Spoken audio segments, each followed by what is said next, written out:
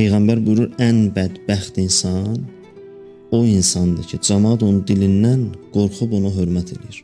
Hörmət edirlər, amma hörmətə layiq deyil. Dilindən qorxurlar. Bəzi adamların dili təhlükəlidir.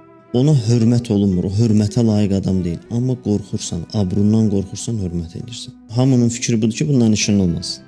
Dili pisdir, sındırar, qəlbivi sındırar, abruv aparar.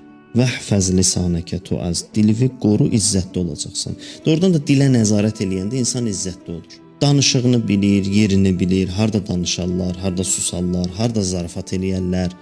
Bunların hamısının yerini biləndə insan artıq yavaş-yavaş hörmətli, izzətli olmağa başlayır. Bunun yerini təyin eləyə bilməyəndə, harda gəldi danışırsan, harda gəldi zarafat eləyirsən, söz deyirlər saxlaya bilməyib ki, başqasına deyirsən, yavaş-yavaş görsən ki, artıq bu insan dili bunu hörmətdən salıb.